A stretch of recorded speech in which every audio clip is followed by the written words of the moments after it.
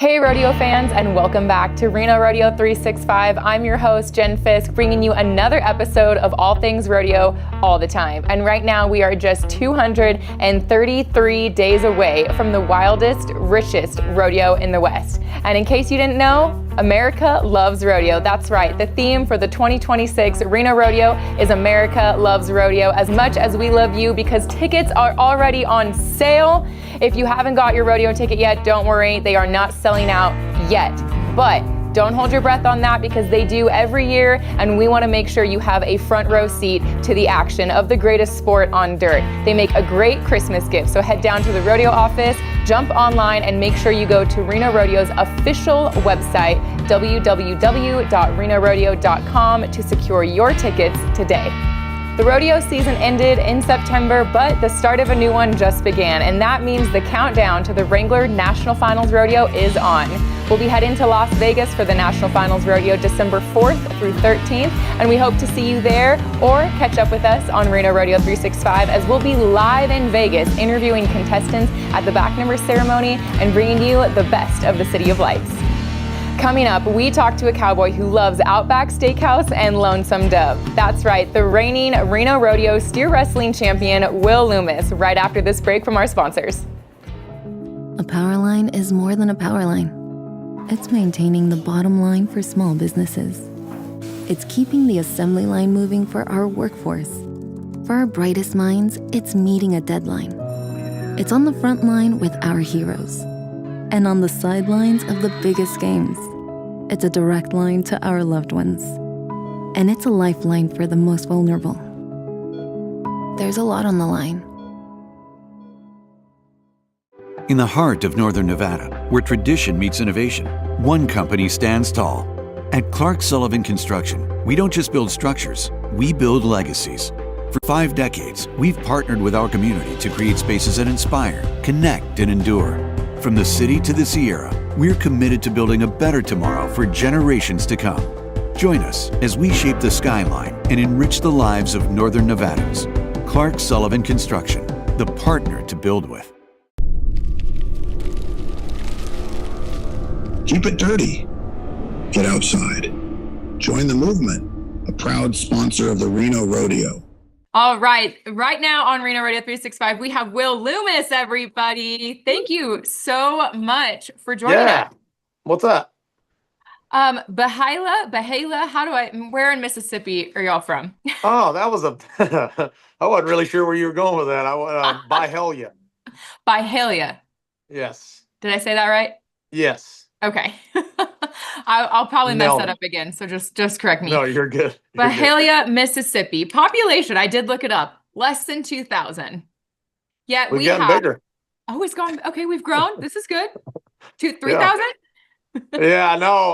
I thought it was like 1,400. So yeah, I mean, it sounds like we're getting bigger. Okay, well, we'll take it. Number 1 in the world right now, 8-time NFR qualifier consecutively over the last 8 years, and a reigning Reno Rodeo champion. How does statistics like that come out of Bahalia, Mississippi, with a population of maybe 2,000?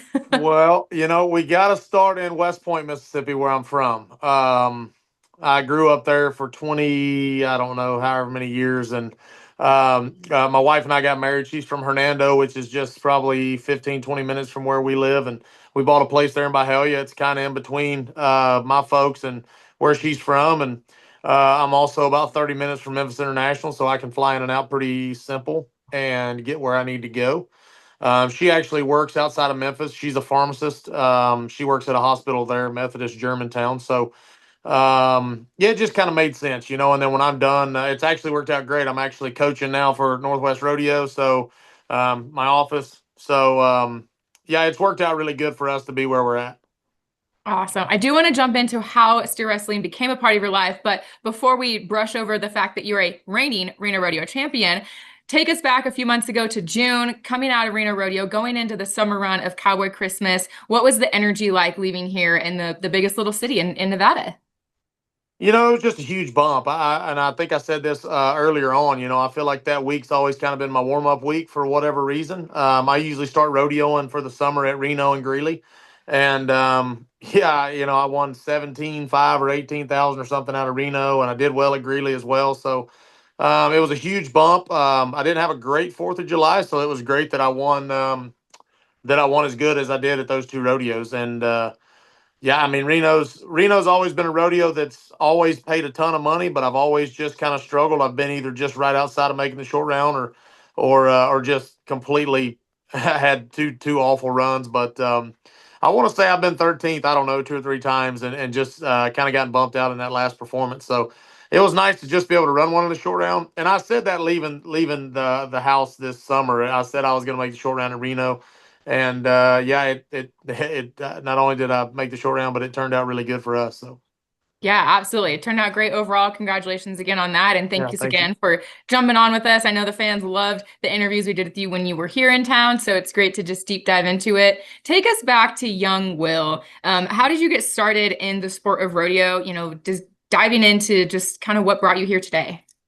Family, more than anything. My uncle Bob Loomis made the national finals 4 times in the early 2000s. Well, first time in '92, I guess, and then 3 more times there in the early 2000s. And my dad always was a bull rider, always rodeoed. Grew up around rodeo. We've always kind of had a ranch there at home in West Point, and yeah, just there really wasn't anything else that I was kind of thought I would do. I ended up going on to get my physical therapist assistant license. So I thought maybe that would be an option. But when I went to college, I college rodeoed for East Mississippi and community college and the University of Tennessee at Martin. And I kind of got into the health and human performance kinesiology type stuff there at those two colleges, and then realized when I graduated that there really wasn't much I could do with that. So that was I applied for the physical therapy stuff and applied to DPT school as well to try to be a doctor of physical therapy. And I didn't have the grades to get in that, but I got in the other. So yeah, I just kind of did that and then practiced, I guess, physical therapy there for 6 months or so, and then started rodeoing in 17, and I've been rodeoing ever since. So. Wow, that's amazing. I mean, wouldn't be the first and surely not the last person to not use their degree or at least take it in the Yeah. direction you thought you would. So, Yeah, I mean it's been great, honestly, for me on the road and for some of the guys that I rodeo with, and being able to go in sports med and understand what they're talking about and get yeah. to bounce some ideas off of some different people. I've worked on quite a few guys because sports med, Justin Sports Med's not at all the rodeos, so I have worked on some guys on the road and tried to get them back healthy. And um, it's been fun. It's been fun having that degree and being able to do that, and I don't know, try to help guys out too and myself. Absolutely. You wear many hats.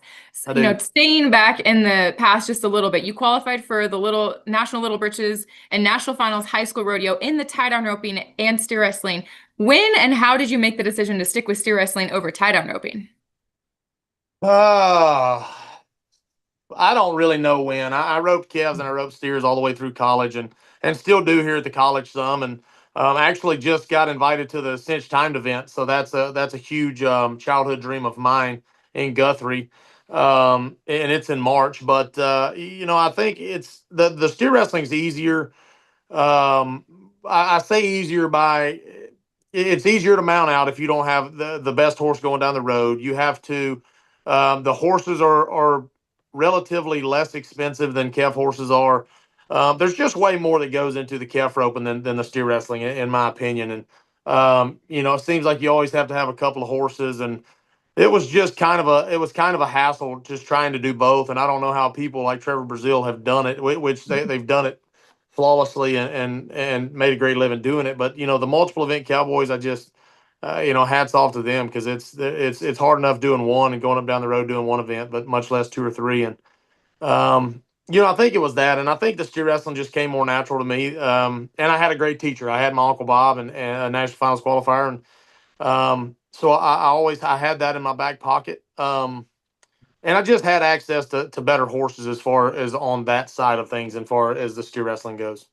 Absolutely. Well, thank you for sharing that. And you led me into that next part. So when it comes to horses, it's not uncommon that we see steer wrestlers jumping on different horses, especially with how back-to-back rodeos can be, hopping on a plane, borrowing someone's horse. How many do you have that, who's your go-to mount when you are taking your own horses, and just a little bit about the string that you travel with?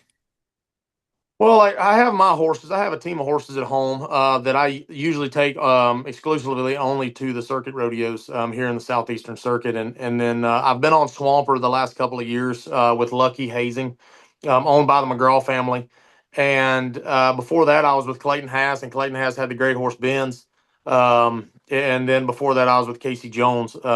So I've always been able to be in a rig. Well, I guess between Haas and Casey Jones, Justin Schaefer and I rodeoed together, and Justin actually Justin just had a horse win Horse of the Year in Banker. So I've always been a part of a great group of guys, and I've tried to surround myself with winners because iron sharpens iron. And I love being a part of a crew where it's hardest to be. It's really hard to be the best in that group and in that crew, and be the high money winners. And it pushes you to be better. So I've always tried to rodeo with people like Clayton Hass and Casey Jones towards the end of his career, and Dakota Eldridge and Ty Erickson, and Tyler Wagasback just recently jumped in the rig and is going to ride Swamper. So I've always tried to surround myself with great horses and great people, and also somebody in the rig that's really good at hazing. So all of those things put together, I mean, you look at the horses of the year, and you look at the guys that are on them. You have Banker they're going to have three guys riding him at the national finals, and you have Swamper won second, and he's going to have three guys at the finals, and Crush was third, and he's going to have three guys on him at the finals. So there's nine guys out of 15 that are going to be on the three horses that won first, second, and third in Horse of the Year. So Wow. it's so crucial in our event, and realistically, and I think the reason it's that way is there's only just a handful, five or six of those ace horses that are going down the road, and in events like calf rope and team roping, there's substantially more. So I think that's why you see so much more mountain out in our event. No, it absolutely makes sense. And that's something to look forward to down in Las Vegas, especially now knowing those numbers and the guys that'll be on the horses will be eagerly awaiting to see the performance that y'all have. You mentioned Hazer, and I don't want to brush over that because for those that aren't as familiar with the in-depth of each and every rodeo event, steer wrestling, as individual as it is also somewhat of a team element. So talk us through when it comes to having a Hazer, how do you pick who the guy is that's really helping you have a successful run? And then what goes into that? Are you practicing together, or you just trust that they know how to do their job and you can call on them at a moment's notice? I think until this year, I had a lot of really seasoned people doing the hazing, and somebody that you could trust wholeheartedly, and that started with Casey Jones. And Casey Jones was, when he was rodeo, known as one of the better hazers going down the road, and we went from there to Justin Schaefer, same exact thing. From there to Clayton Hass, same exact thing. I mean, you just have those guys that are extremely good at doing that. And this year, Winston, which we always knew Winston could haze, and Winston's rodeoed with us the last couple of years, and we knew that we knew he could do a good job, especially if he was on a good horse. And he's done a great job all summer, and all winter as well. He's really stepped up to the plate, and again, he gets to ride a great horse that they own, Lucky. And when you put somebody that understands cattle and understands where you want them to be, and you put them on a great horse, it's just a recipe for success. And I look forward to seeing how it goes at the finals. Absolutely, as do we. Between now and December, it's creeping up on us fast. What is the preparation that goes into Las Vegas versus maybe just the rodeo season, or do you stay consistent in your training and your practice and your physical fitness?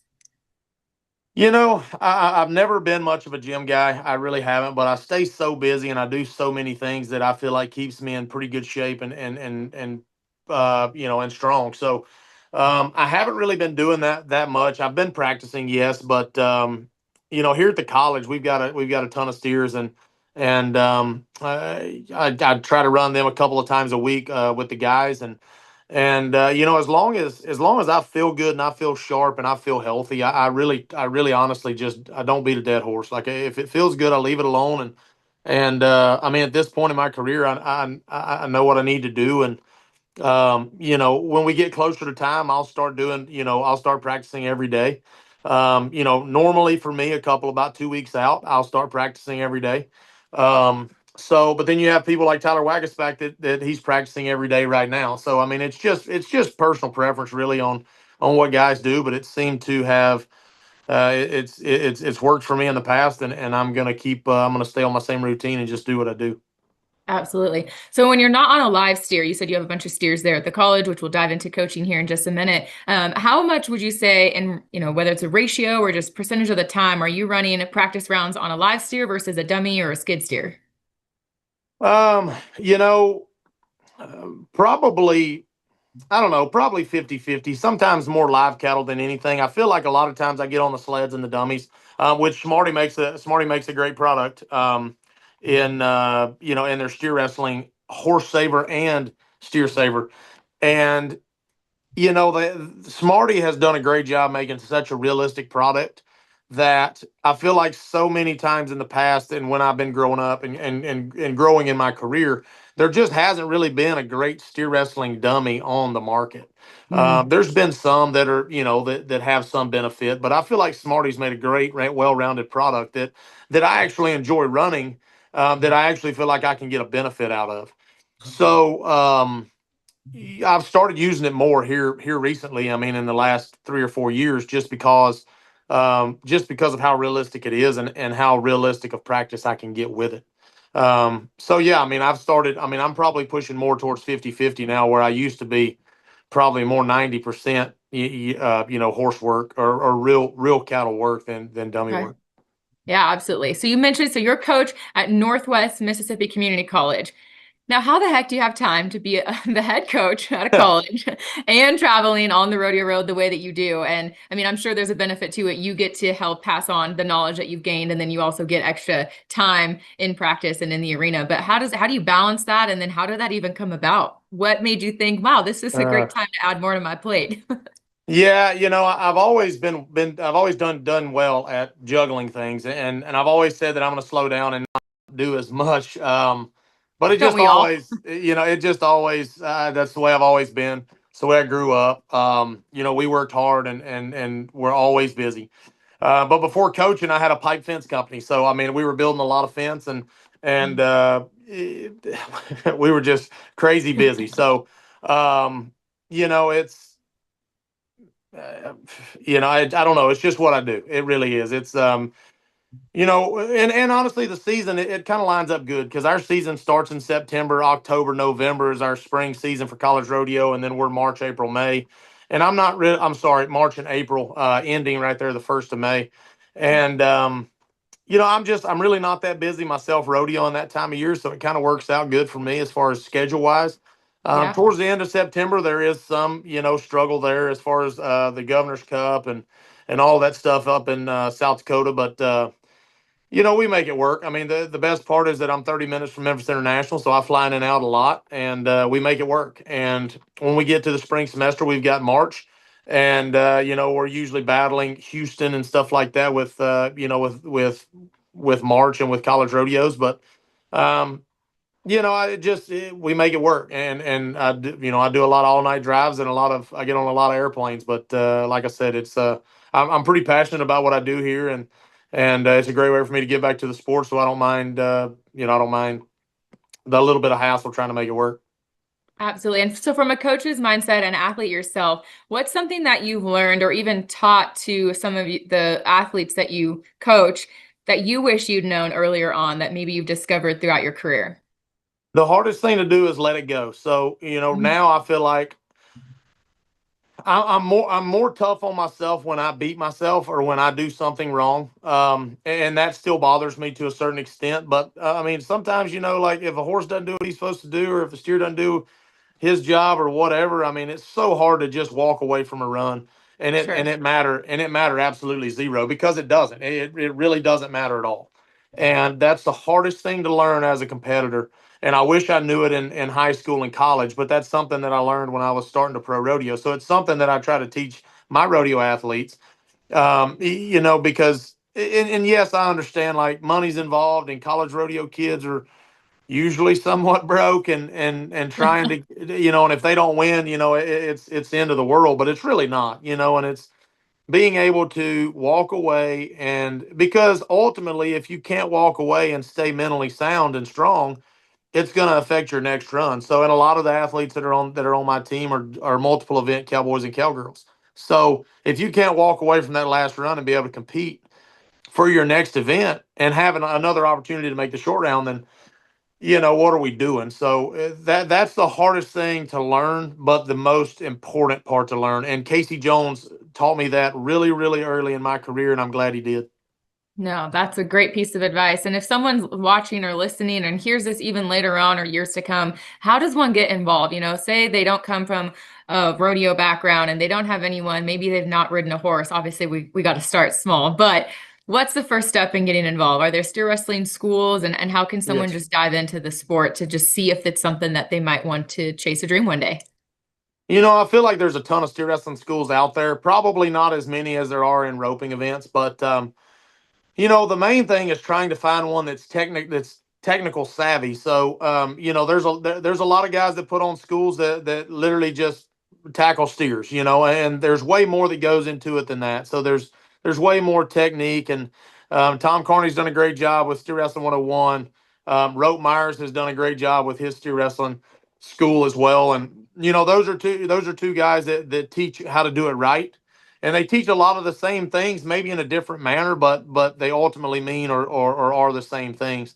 So I haven't really gotten into the clinics yet. I'm going to probably have to quit competing myself to be able to do that and to have time to do it. But I'd love to get into clinics and trying to grow the sport of steer wrestling, because I'm not saying we're dying, but at the same time, it's you don't see a ton of steer wrestlers out there anymore. You see a lot of team ropers and calf ropers, but um, that's the main thing. Yes, there are clinics out there, but if you can find you one that preaches the technical side of it instead of just tackling the animal, um, that's everything. And being able to start, especially if you're starting or young or old, is learning Sure. the technique side of it. Absolutely. I think that's great advice. On the lighter side, you mentioned you travel a lot, you're in and out of planes, you're always on the road. What is Will Loomis in the car as a passenger, as a driver? Are we a radio type person? Are we podcasting? What's your favorite snack? How do we get to know you out of the arena? I've actually kind of been called a psycho, because I really don't listen to the radio or music really. Honestly, like if it's late at night, like yes, and I love country music. I like all types of music, but usually, because I'm so busy, usually when I'm driving, I'm thinking about something, or I'm trying to figure out what I need to do next, or what I need to be Sure. doing at home, or whatever. So I'm usually trying to figure something out in my brain. So I am the guy that just drives down the road in complete silence. Oh Um, no. yeah, absolutely. So, and I'm fine. If I'm in the passenger seat and you like listening to music, that's fine. But yeah, usually if I'm driving, I like the night shift. I like anything from like 1 till when the sun comes up, or 2 o'clock in the morning till the sun comes up, because usually everybody's sleeping and I'd rather be quiet anyway.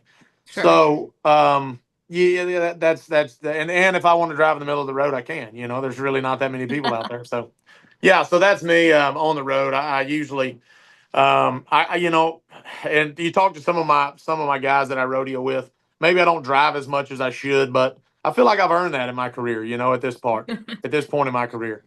Yeah, kick your feet up, relax a little. So what hobbies outside steer wrestling help you get your mind maybe out of the stress and the pressure of everything, or even just kind of distract you and put you back in the center? I love welding, and that goes back to Oh, my pipe okay. fencing stuff. So I'm always building something at home. I'm always constantly helping. I've got a friend of mine, McDonald Welding and Construction here close to home. And sometimes I'll go help him or do some different things. I love running equipment. I just bought a bulldozer back right after the national finals in December last year. So really, honestly, just kind of get my wife and I have 80 acres here, and so I usually just kind of get lost on our place and run some equipment or do some stuff like that. And yeah, I mean, I've got so many projects going on around the house. I usually stay pretty busy. So. That sounds like it. Perfect. Well, you covered in patches, who supports you and who can we support to help keep you going down the road? Oh, I've got some great companies. Cedar Gap Wealth Management. Michael Hall. He's a great investor. He's done a lot for pro rodeo, but for pro rodeo athletes too. There's a lot of money that cowboys. A lot of times, cowboys are dumb when it comes to money, believe it or not, and finances. So it's good to have somebody like that, have your back. Cinch keeps me in full clothing. Yeah, Town Creek Farm is actually a Bremer Bull operation. They have a big sale in October. And it's just, they're from West Point where I grew up. I've known them my whole life. And actually the owner of it was one of my very first sponsors when I was amateur rodeo and high school rodeo and stuff like that. RC Ranch is just a great craft Wagyu beef company out of Texas. Great beef, great people. Mississippi Land Bank, they're the kings up here in North Mississippi, and they do great work and help with all kinds of things as far as land, cattle for your land, equipment for your land. Duba Trailers, that's my trailer sponsor that I stay in a nice platinum trailer that we've had for a couple of years now, and it's awesome.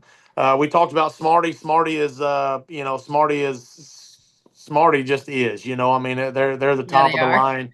They're the top of the line. They have everything you can think of, and as far as practice equipment goes, Durango boots. I just signed with them. This was my first year.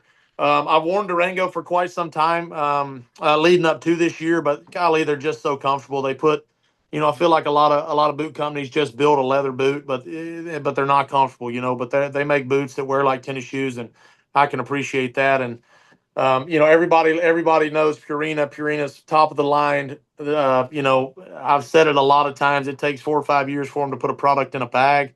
And that just tells me what quality is in the bag when I get ready to feed it. Resistol, best all around. Just the best. The best people to work with. And great hats. Obviously, I mean that's they're known world. They're world renowned in the rodeo world too. And so yeah, resist all, best all around. And then the Badlands is a livestock equipment handler. They're up in South Dakota. Great company, great people. A pretty new company really the last couple of years, but they have everything you could think of as far as skid steer attachments, metalworks, gates, continuous panels, buck and shoots, rope and shoots, bow gates, panels. If you can think of it in the livestock world, they probably make it. So, yeah, those are the companies that support me. And they honestly they make my job a lot easier just being able to make it up and down the road. Absolutely. Well, we will do our best to support them, and we always encourage our viewers to support those who, help our athletes, our favorite athletes, get down the road. We did have a question come from our social media that someone wanted to ask, and they wanted to know what your life looks like after you've reached your steer wrestling goal. So maybe when it's time to retire, or maybe even just slow down a bit. What does life look like? I'd like to just say coaching. I'd love to just coach and kind of just dwindle off into the sunset, I guess. But I'm sure I'll be busy doing something. I'll figure out a way to make myself run ragged like I always do. But my wife and I have done well the last few years, and like I said, she works as well and makes a great living, and we've done really well with Cedar Gap and just being able to manage our money ourselves, and rodeo's been great, and we're getting really close to being able to being turnkey with our place and it make things so much simpler. So, yeah, I don't really know. I don't know what that looks like right now, but I would like it to be simple and sitting on my back porch. If I'm coaching during the season, I'll be busy, but when I'm not busy, maybe sitting on the back porch. In our new house that we moved into a couple of years ago, I built a huge back porch off of it, and I really haven't gotten to enjoy it very much, but I'm hoping. And we're supposed to build a pool here the first of the year. So I'm hoping that within the next couple of years, that's maybe what I'm doing. Awesome. Well, it sounds like the dream is in progress. It's being built, and one day you'll be living it, if not already. And Will, just thank you so much for your time on Reno Rodeo 365. We wish you the best of luck over the next couple of months as you prepare heading down to Las Vegas, and we'll be cheering you on the whole day, the whole way through. You bet. Well, thanks for having me. All right. We'll talk to you soon. There are stories, and then there are stories that make a difference. Stories that affect you, your family, and the community. I'm Kim Burrows. Every week I introduce you to the people, the places, and the stories that matter. News 4 on your side. Watch NSN Tonight, weeknights at 10:30 p.m. following the Fox 11 News at 10, and on Nevada Sportsnet at 6, 8, and 10 p.m. Since 1985, the National Finals Rodeo has called Las Vegas home. Together, we've shared 39 years of memories and celebrated the greatest moments on the dirt, life-changing payouts, electricity in the crowds, dreams coming true.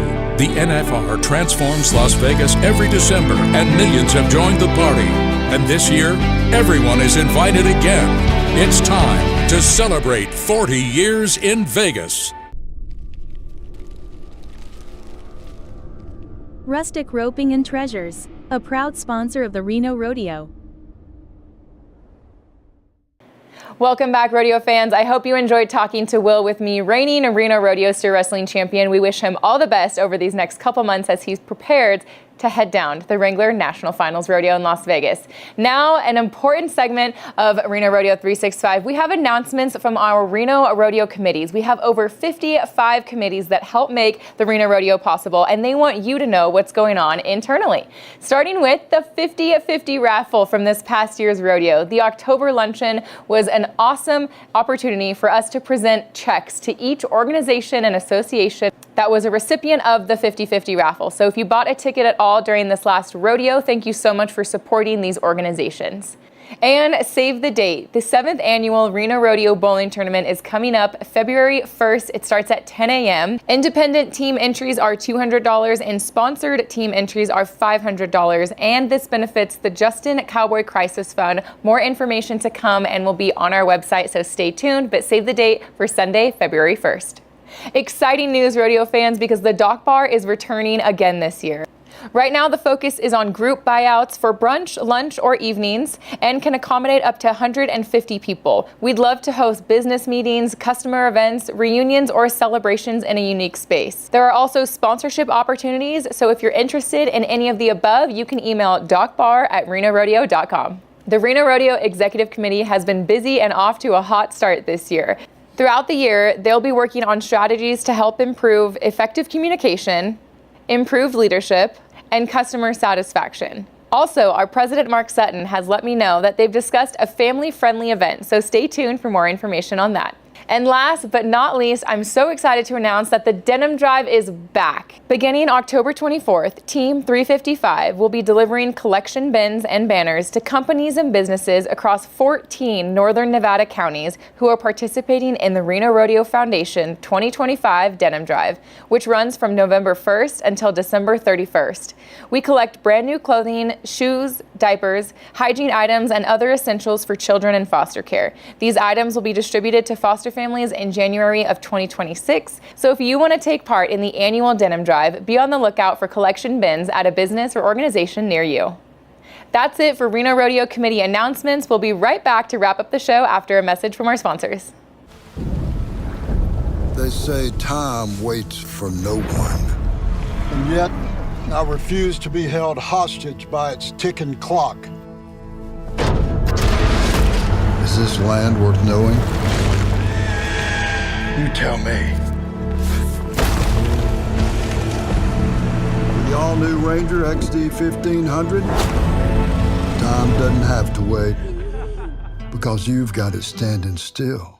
For over 25 years, Reno Rock Transport has been Northern Nevada's trusted, locally owned and operated source for all your landscaping needs. With the largest selection, best pricing, and delivery available, we're open to the public and ready to help you get your project done. Visit Reno Rock Transport today. Gas, snacks, and more Extra Mile by Jackson's. Let's go! A proud sponsor of the Reno Rodeo. Welcome back, and before we wrap up and let you go, I just want to remind you that Reno Rodeo ticket sales are already live. The locals sale that happened last week went great. The very first day of sales, we had lines wrapped around the Reno Rodeo office, and it was so much fun to be out there with you that morning. I hope I got to say hi to a few friendly and familiar faces.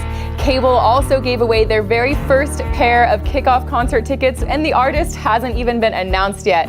More to come on that. So come down to the Reno Rodeo office or get your tickets online at www.renorodeo.com. The countdown is on to the Las Vegas National Finals Rodeo, December 4th through 13th. And my Live at 5 partner, Mr. Hollywood himself, Tony, and I will be down in Las Vegas.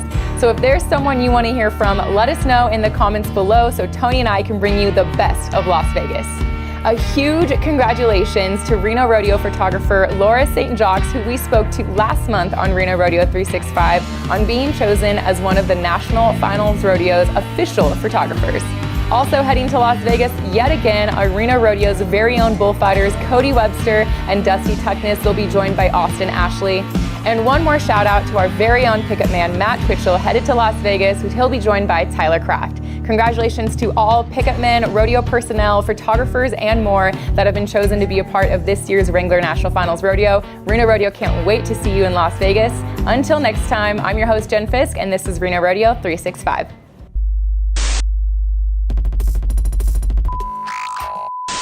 Renown Health has a plan. Our plan for you, a healthier future. Presenting the expansion of Renown South Meadows Medical Center, offering our entire community increased access to state-of-the-art services and care. From leading-edge technology for advanced surgical and diagnostic procedures, to care provided by skilled specialists and teams, to enhanced experiences and upgrades across the campus. We plan to help you achieve your best health today and tomorrow.